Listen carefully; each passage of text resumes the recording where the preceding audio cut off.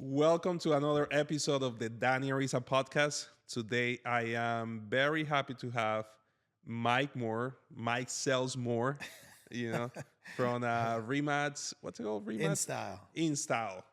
He's a very, very, very good real estate agent. Probably an even better golfer. No, the other way around, I would say. I work harder at the real estate. Yeah, definitely. It's amazing because you're way better golfer probably when you don't play that much. Well, mindless golf helps. Yeah, that's mindless for sure. golf helps. Yeah. How you doing today, man? I'm good. Good. Thanks for having me. Yeah, no, it's really a pleasure, man. How's business nowadays? Businesses, it's good. Everybody knows the market is limited right now. Inventory is low, but I don't know. I guess most of my clients seem to be moving out of state. Moving on. Lower taxes, empty nesters. Mm-hmm. But it's good. It's good to have a good sphere of people that you know and trust you, and show them hard work, good results. Yeah, because how long have you been doing real estate? I've been doing real estate about 11 years, and I did mortgage lending for 17 years before that. Get out of here, really? Yeah. Where did you used to do? First Hallmark Mortgage. No, never. Yeah. Yeah. So I started that when I moved home. When I quit playing golf down in Florida, and my friends had started a company and that got in and did that for many years. And then I didn't love sitting in an office. Really? I like to be out there. And so I started trying. I had both licenses for 3 years. I was dabbling in real estate, and then I finally decided to move on and do it full time. Full time, yeah. I mean, being a real estate agent, I personally enjoy, working closely with the clients. Yes. But I don't enjoy traveling and showing houses and all of that. Especially if I want to play golf, Yeah. Well, I was one of the few mortgage lenders, or whatever we call ourselves, that would show up at closing, with a bottle of wine or something for the clients, because you don't get to see them as much. Yeah. When you're in real estate, you're with them constantly. You actually become more like family, because you're together all the time. You're walking them through houses. You're explaining everything to them. I feel I have a good advantage on a lot of agents because I've flipped houses. I've GC'd, an addition on my house. I know a lot about construction and can point a lot of things out to them. Yeah, because that's a huge difference now. I mean, there's, like with the market being so tight here in New Jersey, there are just so many people that, they have to go into a house and they're going to have to make changes. There's no inventory. Yeah. So, I do find that very helpful that you can actually tell them, hey, this is stuff that you can do, Yeah. You can go ahead and switch the floors. You can go ahead and do this. Maybe Yeah. take down that wall, have some idea, So now, what areas do you usually cover? The majority of my business is Somerset, Hunterdon counties, Mercer, Morris. I do some here and there depending on where my buyers are looking, and have some listings all over. I've done properties down the beach. If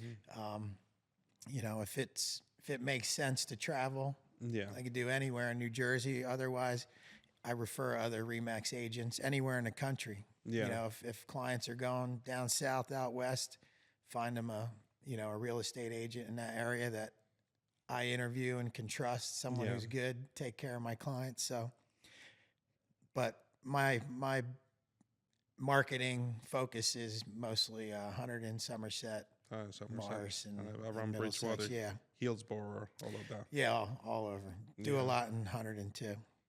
Yeah. Yeah, it's I mean, all that area, it's funny. I moved to Bridgewater 5 years ago, and at first when I started looking back then, not many people were looking at Bridgewater and all that You know, the basking reach was always. You did that in an easier time for buyers. Yes. Right now, buyers, it's very tough for them right now. Yeah. It's just rough. It's absolutely rough. I have a house in Bridgewater that's under contract right now.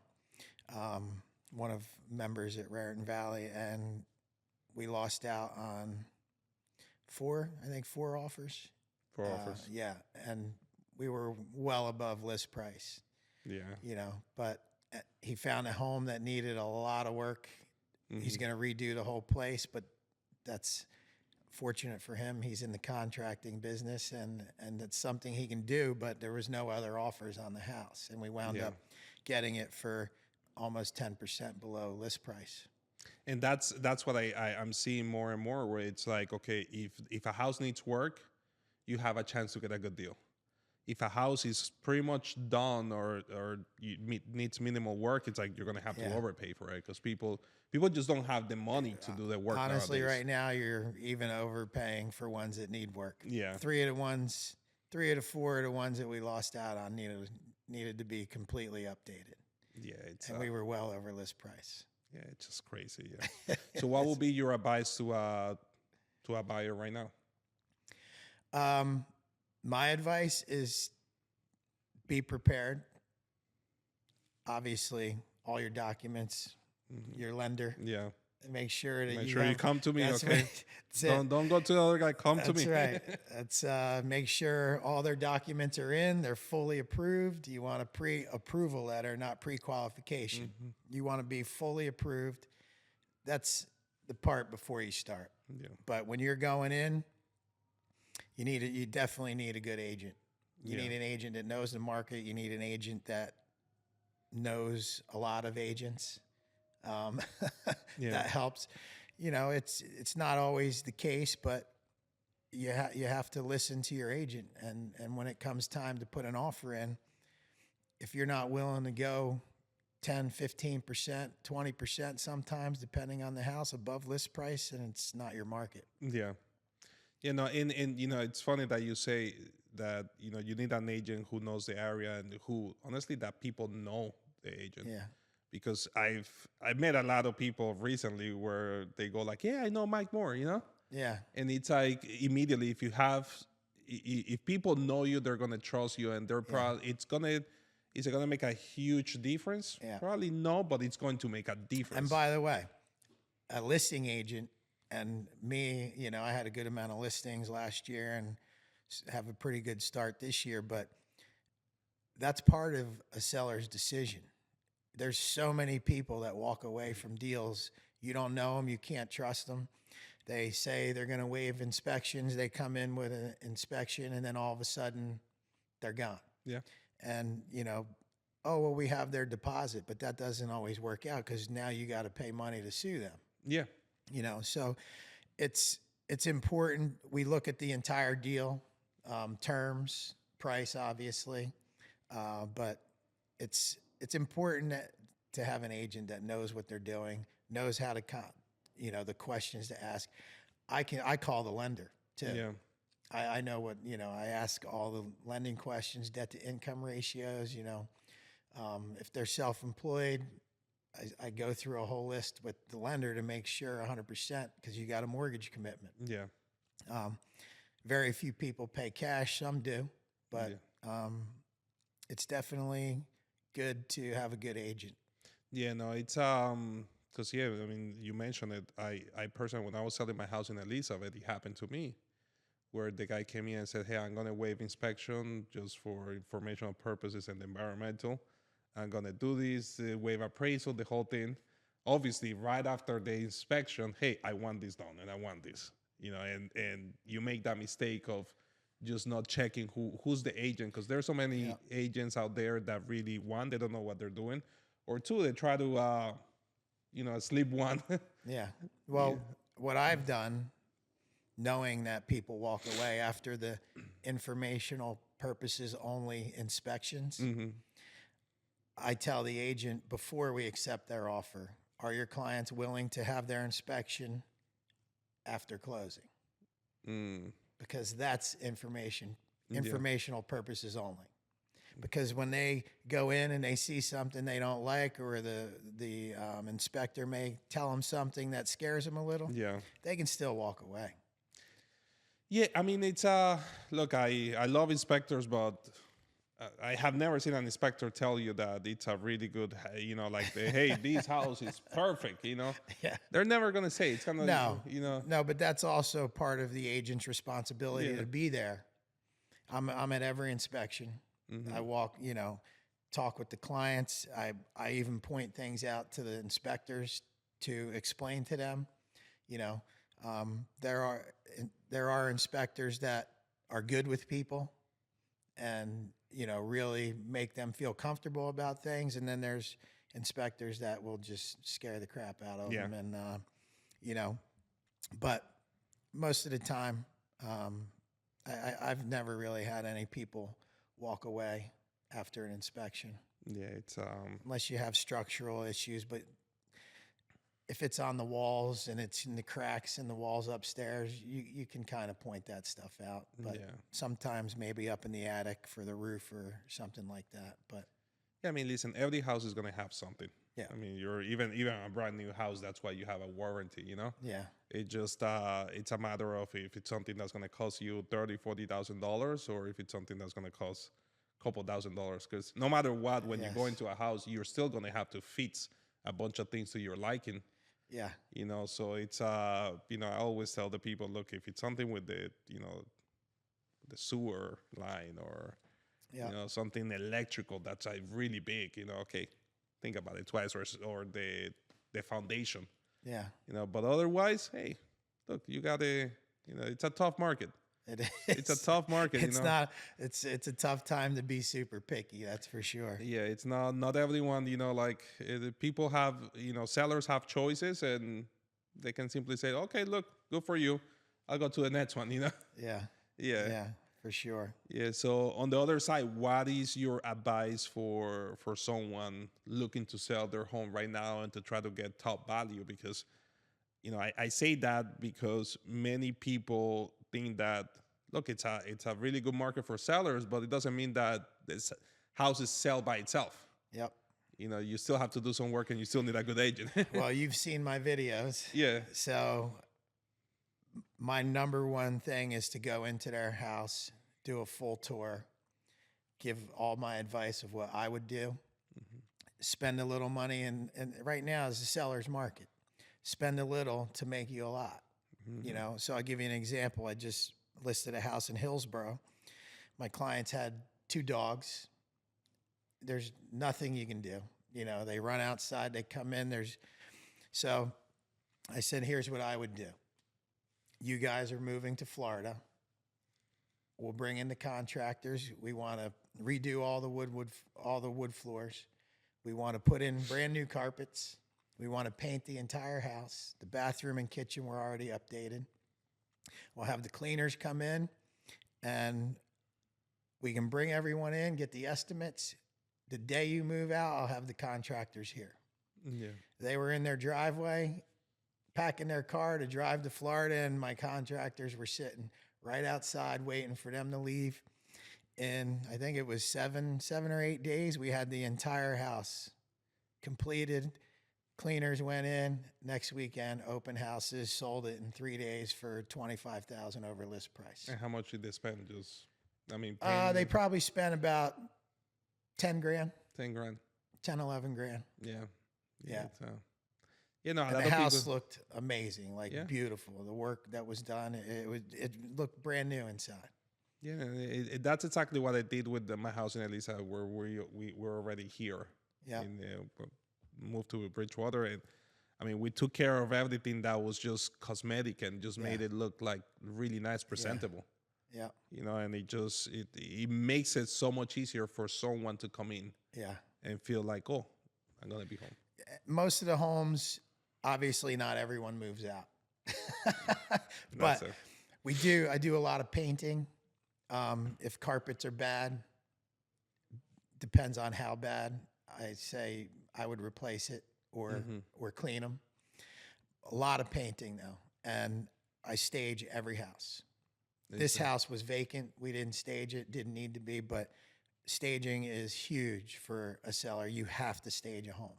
Yeah. We have a stager that works, strictly does all of our listings. She's phenomenal.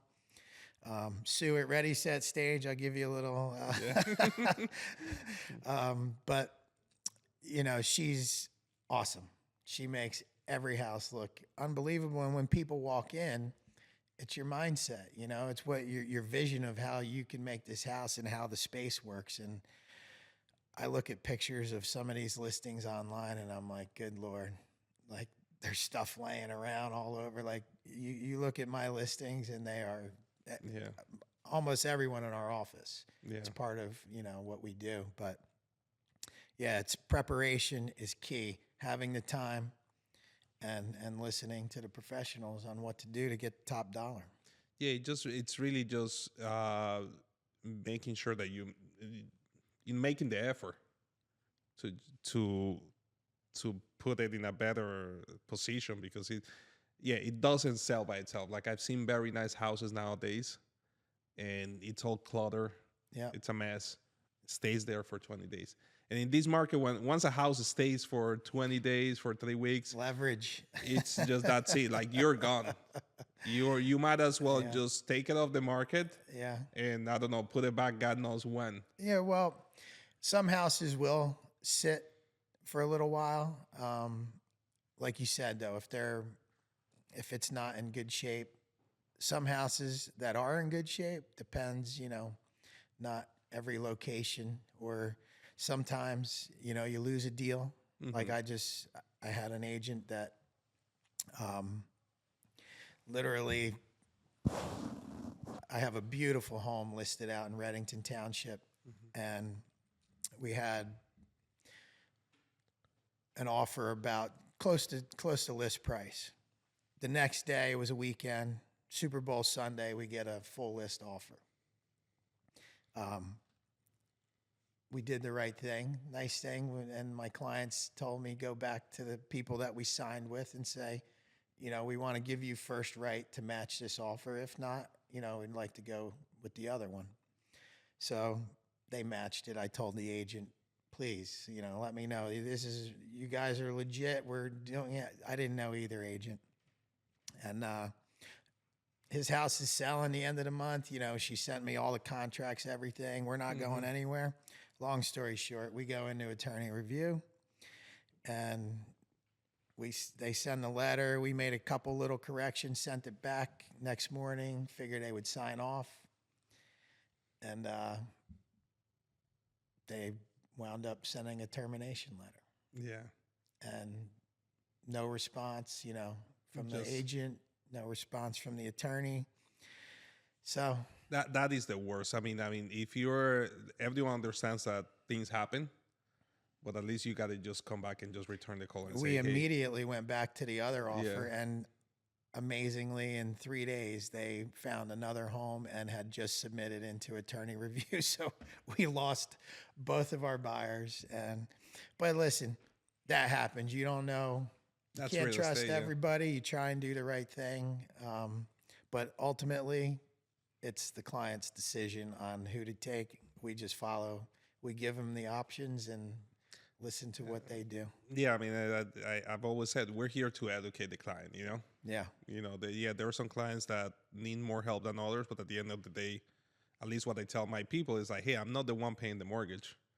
So I'm here to give you options and tell you this is how much you can do here, this is how much you can do there, this is the good and bad about each option, and then you get to make that decision. Yeah. Obviously, sometimes clients want me to just come in and say, hey, this is it, and that's it, which I get it. But I always start, with that approach because, hey, I'm not paying the mortgage. Right. I'm not paying the mortgage. Exactly. Yeah. So how do you get your listings? Like, are you more, how do you market yourself to get more business? The majority of my listings are through my sphere. I do market some, outside of my sphere. I'm not the greatest, I'll say that, at doing that. Mm-hmm. Some of the people in my office laugh because, I hate marketing, and you walk into people's houses you don't know, which I do, and I've gotten listings, but it's you don't know the person's personality, you know, and you try and be yourself, and it doesn't always work. Yeah. But that's who I am. I'm myself, and sometimes I don't know. Some people promise the world to these people and tell them they're going to get, you know, 300,000 higher than you should list it or whatever. But the real answer to the question is my sphere. Yeah. I know a lot of people, a lot of friends, family in the area, and past clients. You know, I feel I go way above and beyond for every client. I do things that would blow your mind: shop vacuuming basements and garages and digging landscape. You gotta do what you gotta do. I mean, that's there's no that. Getting contractors in and GCing the whole project while they're living in Florida. Yeah, it's you know, like a lot of people. Listen, you get what you pay for. Yeah, You know, you get what you pay for, and the same thing with mortgages. Sometimes, you know, you'll have loan officers who do, I don't know, $50, $100 million. All these, you know, stupid numbers. yeah, But yeah, the reason they do it is because you come in, you take the application, and then I won't see you again. yeah, So you just basically, you're just like down the line and hey, deal with it, right? yeah. You know, it's a different story when I'm picking up the phone at 10 p.m. to try to convince an agent, Yeah. you know, to get it. So it's like, it's what you pay what you I was get for. texting with a client last night at 11 o'clock. Yeah, it's like, you know, it's a tough business. Yeah. But yeah, so you grew up in, where did you grow up? Hillsborough or Bridgewater? I was born in West Virginia.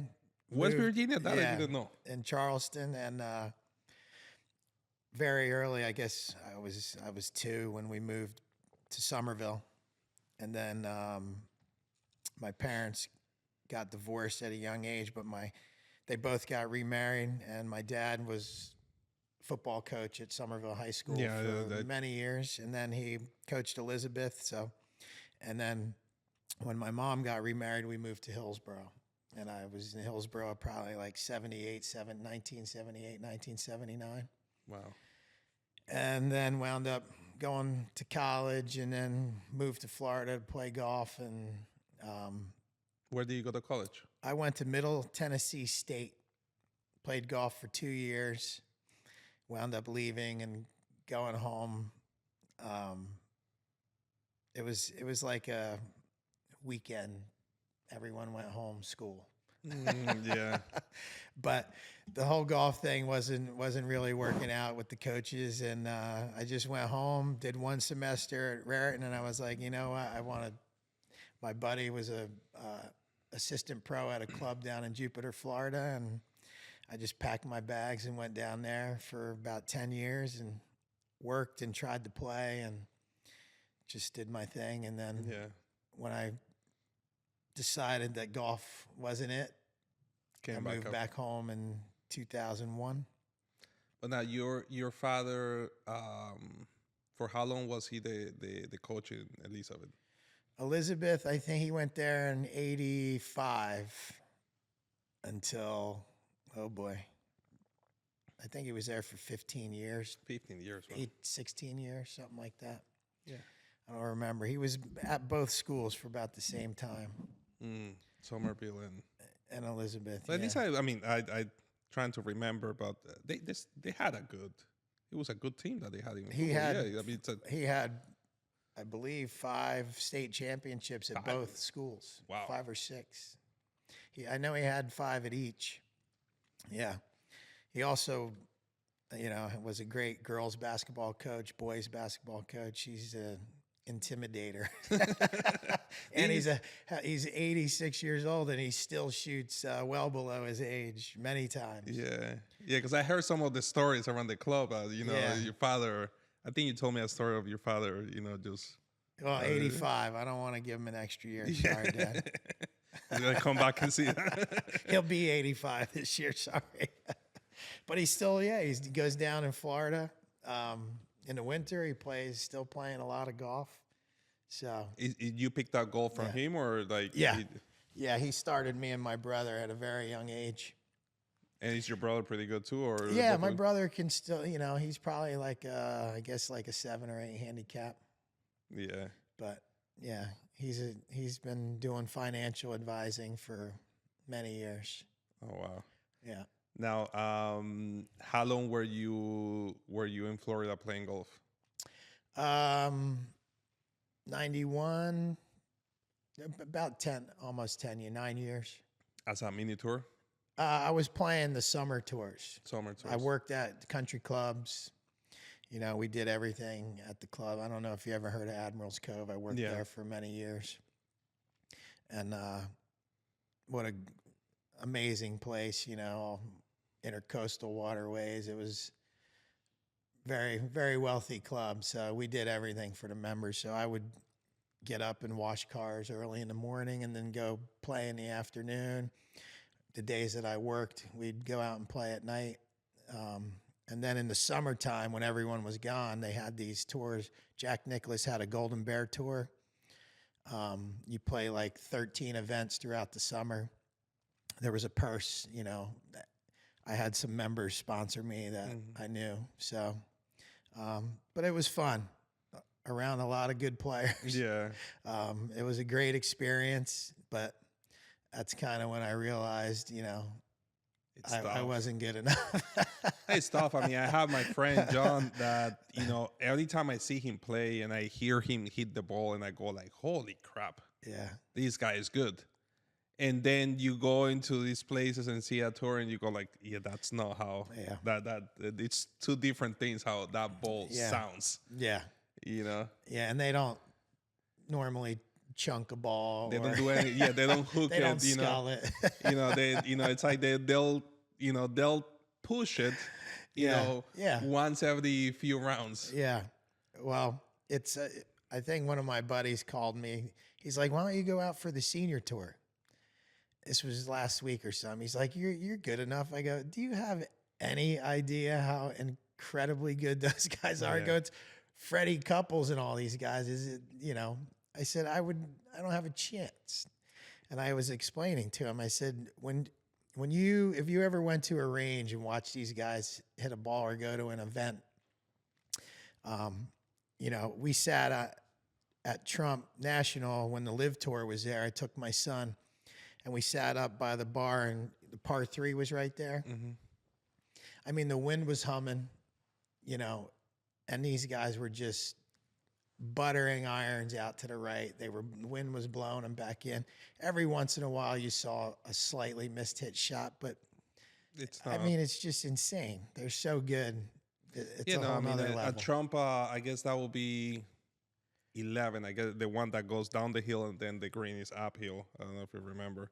No, the par 3 over the water, the pond, right next to the clubhouse. Yeah, no, but I'm talking because I went to that Leaf tournament too, and I saw a DJ hit a shot into I'm pretty sure it's the 11th green. Okay, it's a par 4. It goes up to the top of the hill. But that green is small. Yeah, it's small, and I played it. He could probably drive that green. He could probably drive it, but he actually laid up. He took probably, I don't know, like a C tire and laid up there. Yeah.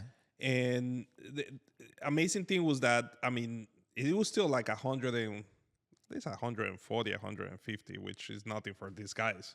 Yeah. But you could see that he purposely like punched it uphill, and the thing just bounced twice. Yeah, bounced once and stopped right there. Yeah. And I'm like, holy, like it just, and they're not putting any effort into it. Kind of like you, because you every time I see you swing, you're swinging like it feels like late, like you're not even swinging. It looks slow. It looks slow, and then it's like how the fuck did that ball go? Yeah. Well, people say, I go, well, you're supposed to hit the ball hard at the ball, not from here to there to here.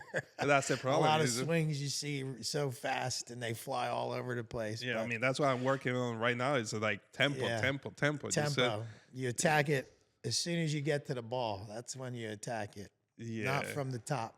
Yeah, but it's also a mental thing on these guys. Yeah. I mean, they, because it's hard, right? It's expensive too to play in these mini tour events. Like you got to pay. A good amount of money. Yeah, the summer tours I played, I think they were 40,000. 40,000. Yeah. Wow. And so, but the members had given me the money, give you a little spending money, and the money to play the tour and give you a shot at it. Went to Q school a couple times and good experiences. Met a lot of great golfers, good friends, guys that I see playing right now, out yeah. there that I played with back in the day. And What was that story that I'm pretty sure we were quite drunk at the member last year when you said it, when we were trying to chip it into on 18. I don't know. that was a special day. Yeah, that was we drank quite a lot. But what was that story about Lee Trevino that I think you said that was when you realized that you were Yeah. like, okay, this is not. I worked at a country club called Hope Sound Golf Club. It's a little north of Jupiter. And Trevino was hitting balls, and I went out and sat on a bucket, and he was just taking woods. The rough in Florida is a lot different than the rough up here. It's like, the Like ball sits wires, down, yeah. and it grabs your club head. And he was just popping them in the rough and just hitting woods like on an absolute laser with a draw. Like you could have thrown a big blanket or a sheet over top of these balls. I was just like, oh my God. And he was older, and I'm like, this guy is freaking unbelievable. So it's a whole different world. What Tiger's done and, Rory and these guys that are winning a lot out there, you have no idea how hard it is. And the other thing is walking. Like it takes a toll on your body. Yeah. I mean, even for me, like we play a good amount. I play a lot more than you nowadays. But like I'm beat up. Yeah. I mean, we still go out there because we're just addicted to it. But Yeah. but it's like it takes playing 3 days in a row and walking. Yeah.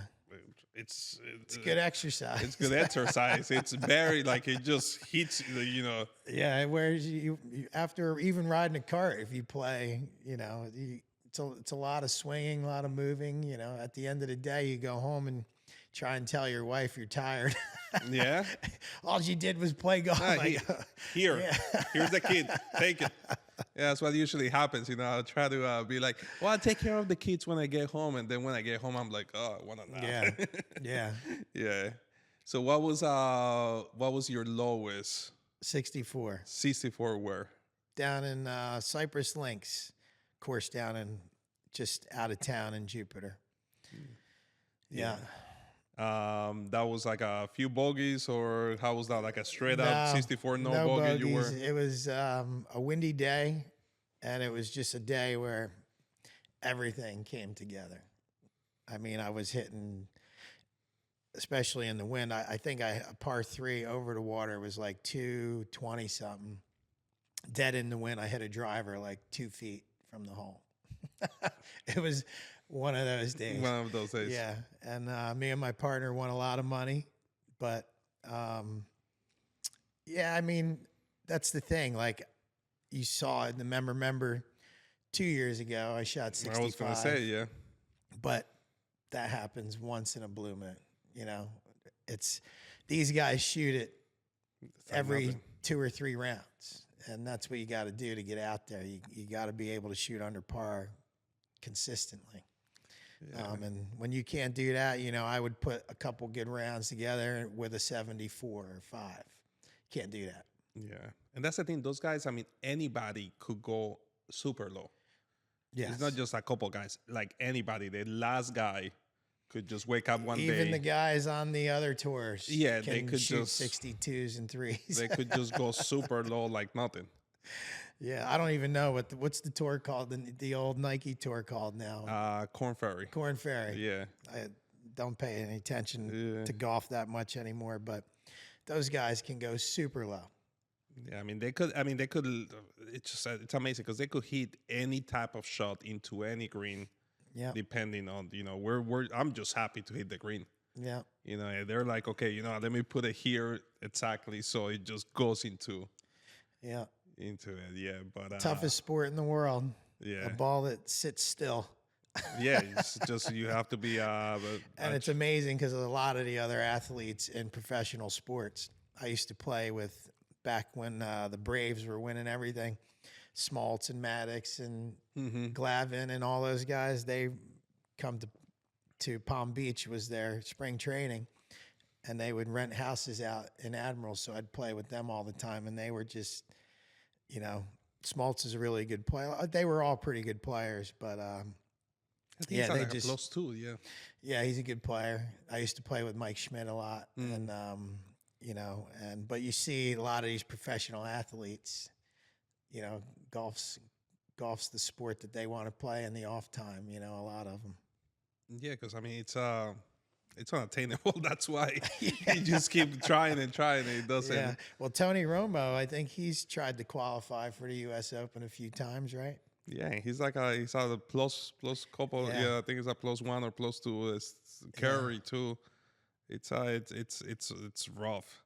So I know you won the club championship at Raritan. Did you ever win another one? No, I was never a member at clubs. My first club I was a member at was Fiddler's Elbow, and they allow all the young kids to play in it. So I lost to a couple college kids that were. That's rough. Yeah, the kid went to Stanford, but yeah. I thought it was good that I took him to number 17. Yeah, I don't know why they would. We're doing that right now at Raritan, but we don't have that many. Yeah, well, you have now. I saw a lot of there's members coming in with the. Yeah, there's a couple. Yeah, young option there. Yeah, there's a few ones now. I mean, we'll find out this year. I lost any chance of maybe qualifying like I did a few years ago. Yeah. Yeah. But yeah, I mean, playing with some of these kids, they just like this kid that we have, Jonathan, at the club. I mean, he just like bombs it. Yeah, they hit it far. They hit it. It's but so I got my one club championship under my belt, and I'm happy with that. That was a tough one. Yeah, because you went to. Well, last year I missed a 3-footer on 18 to go to the finals. Yeah. And then I missed a 4-footer on the first playoff hole, and then Kevin wound up winning. Yeah. Yeah, which Kevin played a great game against Jason. He's a good player. Yeah, I mean, Kevin can just bomb it. Yeah. Yeah, he can just bomb it. But let me ask you now, going back to real estate, like has golf helped you in any way in this part of your life in real estate? Yeah, I mean, you can. That's how I've met a lot of people over the years, playing at all the different clubs, and it's part of your sphere. It becomes part of your sphere when you meet people. Let them know you're in real estate. You spend 4 to 5 hours with somebody, and one thing, I think I'm fun to play golf with. Yeah, you are. Yeah, I'm not super serious about everything. Listen, remember that 11? I took on 7. Yeah. That was a ball in the water because I wanted to hit a punch shot with a seat, which I've never done. Right. And then 2 shanks in the water, and then the third shank was all the way on the 8th, and then that was an 11. Followed by a 7. So you gotta have you gotta be a good person to put up with that. Yeah, no, I enjoy it. I love going out, meeting new people, playing with friends, family. It's a lot of fun. It's a good way to spend 5 hours a day and get to know people, and you can get a good feel for somebody playing around the golf with them for sure. Yeah, no, it's knowing a couple of I've always said, like, if you're a really good player, people are gonna want to be around you. That's another thing. People want you to come back. Yeah, they're always gonna like put up with you and be like, oh yeah, no, come in, it's like I'll find a way to get you business. Just play with me, Yeah. It's like, especially for guys, I don't think I have any girl. I don't see women going back and asking, but it's like guys, it's like, no, yeah, I really want to play with that guy. Yeah. When I played on the tour down in Florida, they had a girls' tour as well that we all played the same. Every course we played had multiple courses, and I tell you what, those girls can play, man. Yeah. Their short games are so amazing, but they can putt. I mean, you know, it's some people say it's hard to watch. They don't bomb it and all that, but they can play. Like they can shoot some low numbers. It's boring golf, but it's like good golf. Yeah, well, You know? even regular golf. Yeah. Right now, I only watch the majors. Yeah. You know, it's hard for me personally. I don't watch every tournament. You know, Yeah. I watch usually Sunday. I mean, the majors. I usually just put it up before I go to sleep, and Yeah. you know, probably fall asleep. But The yeah, Masters is definitely my favorite. That was great. that was epic. Yeah. Yeah, that was like that was quite a roller coaster. Oh, well, you know why Rory was screaming on his hands and knees on the ground. Well, I mean, that you talk about a 3-shot lead, down 1, 4-shot lead, down 1, back to even, misses the putt to win it, playoff. I mean, that was just insanity. I mean on the 13th hole when he chipped it into the I mean, because it was a chip. It was 70 yards, but I mean, when he basically just left, like, I don't know how, I don't even, I mean, I do that, yes. I wouldn't say I don't do that, but Yeah. it's, they shouldn't be doing he shouldn't be doing that where he just like put it in the water like nothing. Yeah. With the whole green on the left side with the green going But here's down. what you know: if you get it left of that hole, Yeah, it's an incredibly fast putt. yeah. So you might be aiming, you push it a little bit, it hits that hump, goes right in the water.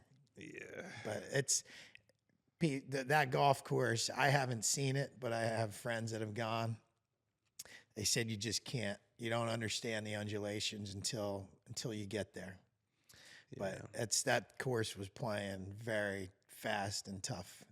I mean, the 15 green, they were showing some camera angles of like just down, kind of like ground level, and you could see the 15 green is super small. Yeah. And it's like super small, and supposedly it's brand new. This year after the hurricane, they redid the whole thing, so it's like firm. Yeah. And the fairway is downhill, so you're hitting a shot downhill into a green that you have to hold. Right. So that's when people don't realize, like, to that shot that Rory hit the draw. Insane. It's just like, Yeah. yeah, and that's why even like when people missed the putt. yeah. I mean, he was just nervous. I mean, it was clear that he was just fighting. But the problem is someone was saying, you know, I can't believe how many short putts they miss. I go, you don't understand. When greens are lightning fast, you can't ram it because then you might have a 6-footer coming back. Yeah. So you play your line that you think and you're hitting it easy, but that gives it a chance to break as well. So yeah. if it breaks more than you're thinking because you hit it soft, that's. I mean, you really have to just hit the line and hit the speed, and that's very difficult when they're super fast. Yeah. It just, you know, yeah, like I could see. I mean, that, for example, the putt that he missed last year at the U.S. Open, that was tough.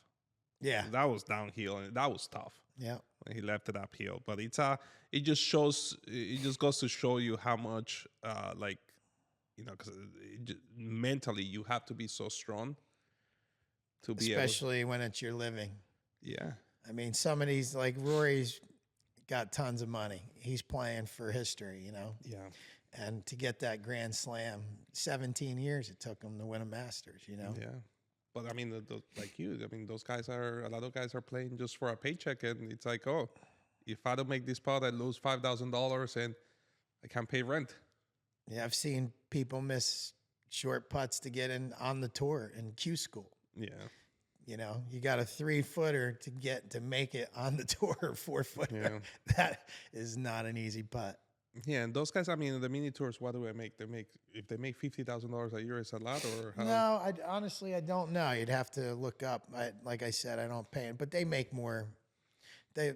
Those are more funded now than they were, but the top guys do. The guys down bottom probably don't make a ton, but they usually have sponsors. And you definitely need a sponsor to just the travel and all of that. Unless your family's got a lot of money. Yeah, which a lot of people. Some of them do. Yeah. They're sponsored by their parents. Yeah. Yeah. I mean, listen, as we start to wrap up, we'll go back to real estate. Where do you think what do you think of what's going on in Washington, and with how is this going to affect real estate? Like, what should people be paying attention to what's going on in Washington when it comes to buying a house? I guess that's my. Well, I mean, obviously, politics is a very difficult thing these days. If you read social media, or there's a lot of division out there. Just a little bit. Just as far as real estate, I don't think. I mean, people know their jobs. They know their field. If you're secure with your job, I think interest rates will definitely come down lower over the next year. But prices could continue to go up. Yeah. I mean, if you compare certain areas to other parts of the country, you may think you're paying a lot. But you look $400 a square foot. Somewhere else it might be $800 a square foot. But if it's better than paying rent, if you can afford it and you can get yourself a house, you can always refinance your rate. Yeah. You know that. We say, marry the house, date the rate. Yeah. Right? So if you fall in love with a house, it's your location, it's a commute you want to work, and where you want to raise your family, or whatever your situation is, and you can afford it, buy it, because you get the tax benefits. That's another thing. Yeah, people just don't realize that. Yeah. You get to write off a certain amount of your taxes, your interest, all that stuff, but you can always refinance your rate. Yeah. And if you wait till rates come down, prices may go up. Yeah, which we have seen here. I mean, the last couple of years, rates have been up since 2022, and in New Jersey, it just doesn't stop going up. And that's part of the reason why a lot of people aren't moving. Like, I have 2.5% on my house. Yeah, I'm not making a lateral move anywhere. yeah, The only reason I would decide to sell my house is if I was moving somewhere that had a lot less taxes. yeah. Down south is where I would go, but we have a lot of family in the area. But yeah, I mean, do your homework, crunch your numbers. If it makes sense, look at your tax benefits. Paying rent, rents are extremely high. And there's no guarantee that your landlord is going to be cool with the same rent every year. You never know what type of landlord you get or what issues they're going through. Yeah, but they're starting high. Like in Somerville, those 3-bedroom townhomes over by the train station, $4,000 a month, and they're 1,000 square feet. Yeah. So rents are high. Go with your lender and ask them, and talk to your accountant what your benefits would be. You get money back if you're W-2. You get money back at the end of the year. And do your planning, financial I think planning. the reason I ask the question is because there are so many people out there that both sides of the aisle, it's like they, some people who like the administration will be like, okay, I'm going to wait because things are going to get better later on. And then on the other side, people are, oh, I'm not doing anything because things are going to be bad, And at the end of the day, everyone needs to have a roof over their head, Yeah. And home ownership has always been proven to be the best way to be in the middle class. Just be in the middle class. Look, renting doesn't pay. Yeah. If it makes more sense with your tax benefits, obviously you can create your own home. When you rent, they may let you paint it, but you're not putting in new flooring, and you're not going out and landscaping the backyard and putting in a patio. And Yeah. I built a great patio with a gazebo that I built into a bar with a TV, so that it's a good place for my family to hang out and our friends can come. And but it's something you create your own. And one advice I will give to people is, as time goes on, you don't have to do everything in one shot, but update. Yeah. You know, if one year you update a bathroom, you don't have to spend $50,000 on a bathroom. Like Yeah. that's the one thing that blows my. Oh, it costs 30, 40. I'm like, what are you going to put in there? It's nice tile, you know, glass if you want, a nice vanity you can get for 600 bucks, $500, you know, even if it's a double, put a nice floor in, you can do it for, you know, Yeah. $5,000, $6,000, $7,000. It's not, but you want to update if, you know, Make it yours. make it yours, but it's also when it comes time to sell, you're not thinking, oh, you know, Now I have to. right now in a seller's market, it's not as bad. But when it's a buyer's market and people come into your house and they rather get that other one that has updates to it, that's when You got to maintain it, you know. you gotta every once project a year, one project, maybe 1 year landscape, a new patio, a bathroom, kitchen, you know. But yeah, it's good to own your own house for sure. Well, listen, Mike, thank you very much for coming. This is fun. I mean, we could I probably was talk excited about golf. that you asked me to come up. Yeah, no, listen, I've been, you know, I'm a big fan of what you do, the videos, and I know listen, everywhere I go around, you know, sometimes they ask me, oh, where do you play? I'm at Raritan Valley. Oh yeah, do you know Mike Moore? Yeah, Mike Moore is everywhere. Yeah. It's like, and not just from social media, it's just like around that area. Yeah. Being in this area for a very long time and having family all over and, you know, knowing. And they always ask me, they say, yeah, no, I know the father. Yeah. Well, my dad is very popular too. So, we've been in that area since, you know, God, the 70s. Wow. Early 70s. So, but Sphere is big for people. You know, you're not going out and competing against 3 or 4 other agents with a piece of paper. Yeah. Believe who I am right here. I rely on my Sphere to tell people he's the guy to trust. He'll do everything for you. He does right for everybody. And reputation. That's my goal. I want to do right for, doesn't matter if your house is a condo or a $10 million house, you know, I do the same thing for everybody. That's what my goal. That's why you're successful, man. Well, that's why I try. Yeah. And the golf too. Yeah. People do want to go play golf. Any of the, you know, awards and all that I just like meeting people. It's cool to be recognized, you know, sometimes, but I don't think about that stuff. Yeah. It's about doing the right thing for people, making them happy, and making things smooth and easy from meeting them before we even sign a contract to closing, you know?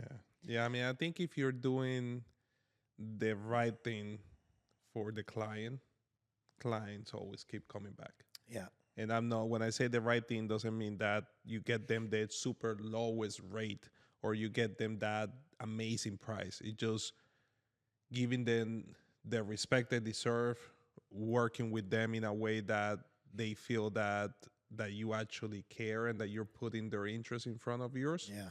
And once you do that, you know, it's amazing how many people just keep coming back to you because they know, like, hey, you know, I'll trust that guy. He's gonna give me advice that's gonna you know, maybe it's not the right advice sometimes. You know, people make mistakes, but they're like, I know he's looking out for me. Yeah, and that's the biggest thing.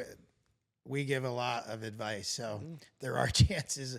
You know, everything doesn't always turn out perfect, but the majority of times, and we deal with a lot of emotions. Oh yeah, like when I was doing mortgages. People talk to you about the rates and that, but like since December of last year, I've sold 4 estate sales. You're selling people's houses that they grew up in. Their parents are gone, or it was the first or the second parent, or they're moving a parent out into a facility, or it's tough. It's not easy. This sale that I'm doing in Raritan Borough is a situation that's very hard on the family. Yeah. But it's, you deal with a lot of emotions and angry, happy, sad. You deal with it all. And it's, in the end, you hope that they were appreciative of everything you did for them. Yeah. Yeah. No, it's, I mean, those situations, look, again, many times for a lot of people, it's just not about the money. It's about, hey, I want to feel like things are done the right way for whatever reason they have, Yeah. A property like that, there's probably, I could think of so many reasons why they want to feel like the house is sold in a way that makes sense, because they're departing with a big part of their life. Yeah. So it's like, okay, you know what? I want to feel like, okay, this was done the right way. I'm not just giving it away. Yeah. And people are sensitive about, doing things to those homes that they grew up in. Some of them want to make sure it's a really good person that's coming into their neighborhood. And it's hard to really know, but